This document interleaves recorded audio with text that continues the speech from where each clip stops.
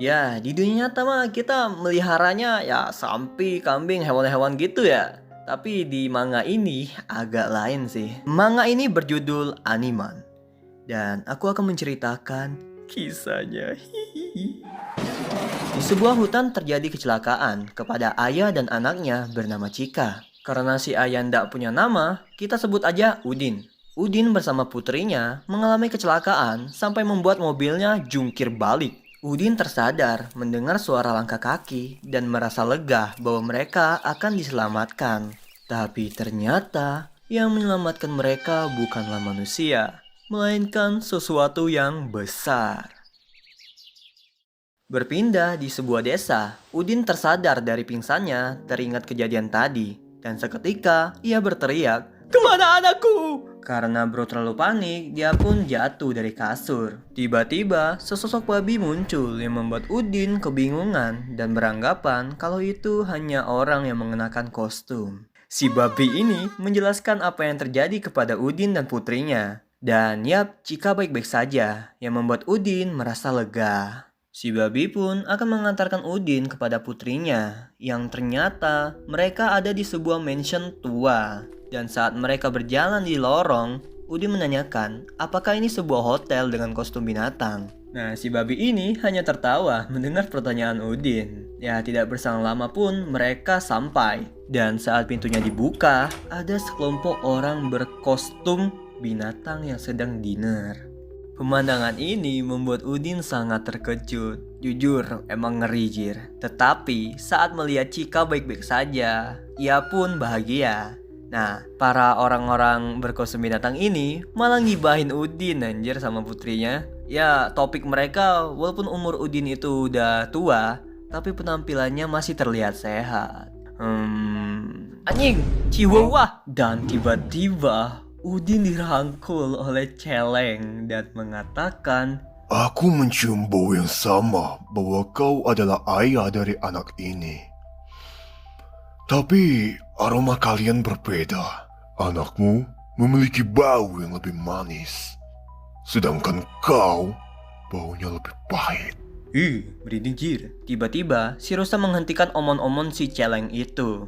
Ya, dia pun hanya meminta maaf dan tertawa. Ya mungkin si Celeng tadi hanya bercanda kan.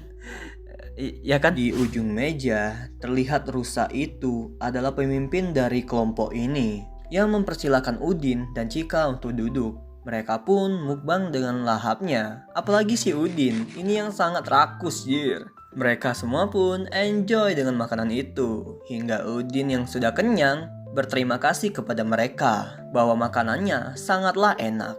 Udin pun hendak membawa Chika pergi ke dokter karena kecelakaan tadi ya. Dan bertanya kemana arah menuju kota terdekat. Saat mendengar itu, tatapan mereka pun langsung sinis ke arah Udin, yang membuatnya merasa bingung. Gila. Si Rusa pun menjawab Udin, Putrimu memang sangat berharga. Kau harus memeriksanya ke dokter. Tapi selagi di sini, kenapa kau tidak mengunjungi peternakan kami dulu? peternakan? Emang orang berkostum binatang ini memiliki peternakan? Nah, sebenarnya Udin di sini udah ragu. Tapi si Chika memohon kepada Udin untuk tinggal sebentar saja. Dan ya, Udin terpaksa harus menurutinya. Tapi saat mereka sampai di tempatnya, pemandangan yang sangat mencengangkan, mengerikan pun terlihat.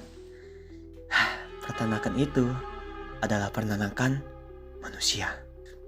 Gelo, absolute disturbing guys.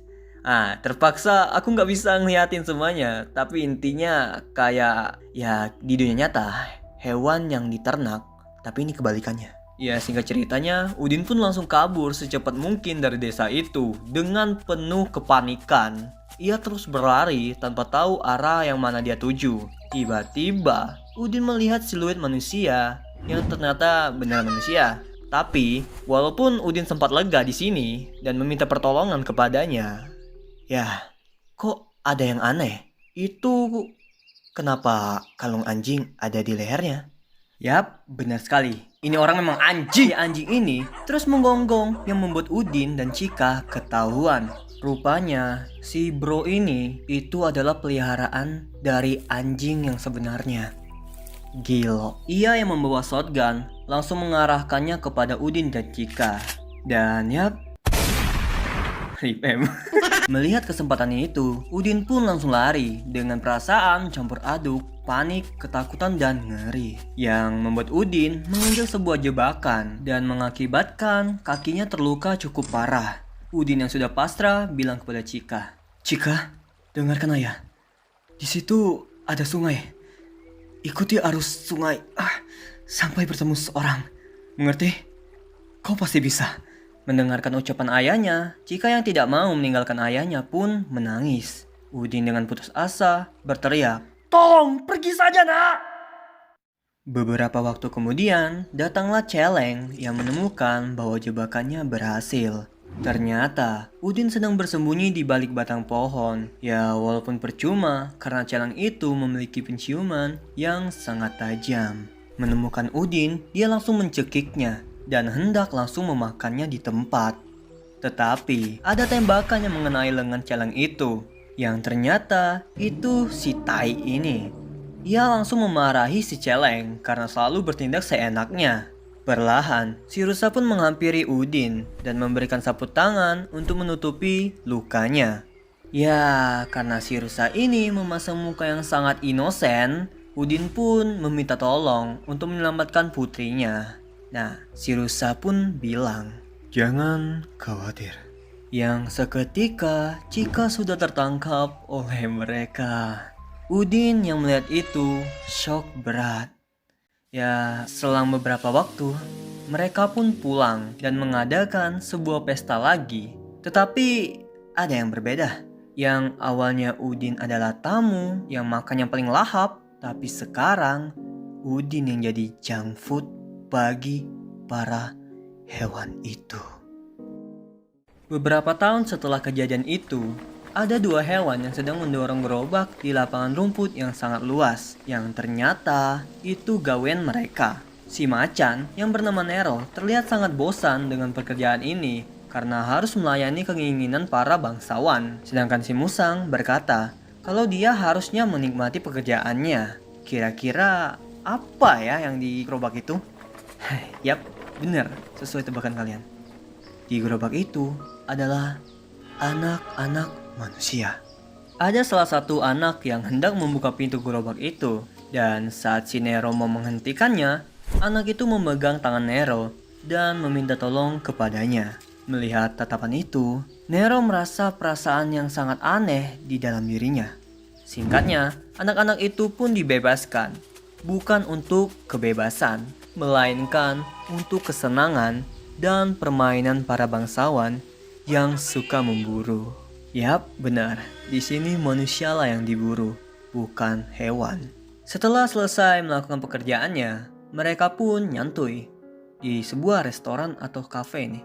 Karena kejadian tadi, Nero terus melamun, yang membuat si musang melihat Nero ingin menghiburnya dengan memesan sebuah makanan yang ternyata kaki manusia. Si musang sangat menikmati makanan itu, sedangkan Nero malah mengingat anak tadi. Dan saat ia mencoba memakannya, Nero langsung memuntahkan makanan itu di toilet. Merasa bingung kenapa dirinya merasa aneh, padahal itu hanyalah sebuah daging bagi para hewan. Itu terus terpikirkan di kepala Nero. Sampai keesokan harinya, ia mendapatkan tugas untuk menemani para anak-anak hewan melihat ternak manusia. Lihatlah tatapan keji mereka nih. Emang anak-anak binatang. Si rusa yang sebagai pemandu bertanya kepada Nero, Apakah kau menyukai anak-anak? Atau kau enjoy dengan gaweanmu? dan sebagainya. Ya, pertanyaan ringan doang sih. Nah, tiba-tiba si rusa inisiatif untuk mengakhiri pelajaran mereka dengan menyembelih salah satu dari ternaknya. Nero yang merasa aneh menjawab bahwa dia harus memiliki izin kepada atasannya dulu untuk melakukannya. Tetapi si rusa ini mengatakan, Tidak perlu melakukan itu, karena akulah yang memberikan izin. ya mereka pun bersiap untuk menyembelih yang nggak bisa kulihatin. Kalau kalian mau lihat ya di manganya ya. Disturbing parah anjir. Pokoknya gila dah. Aku yang ngelihat kurban ayat tuh masih merinding coy. Apalagi ini manusia yang dikurbankan. Kan gelo. Nah si rusa ini juga mengatakan bahwa menyembelih mereka dengan perlahan itu menghargai mereka. Dan si manusia akan merasa terhormat kepada kita. Apalagi saat kita memakan mereka, itu adalah kebahagiaan terbesar untuk manusia.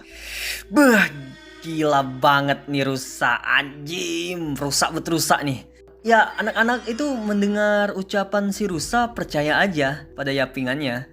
Dan melihatnya dengan enjoy dengan mata bersinar-sinar mereka. Gila sih. Kejadian ini membuat Nero terkejut dan mengembalikan ingatannya. Ingatan yang dimiliki seorang tamu saat diantar si babi. Diajak mukbang, diburu, dan anaknya Chika.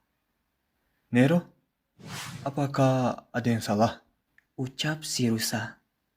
Yap, aku dimakan dan dibunuh oleh mereka. Yang ternyata selama ini Nero itu adalah Udin. Plot twist yang sangat mencengangkan.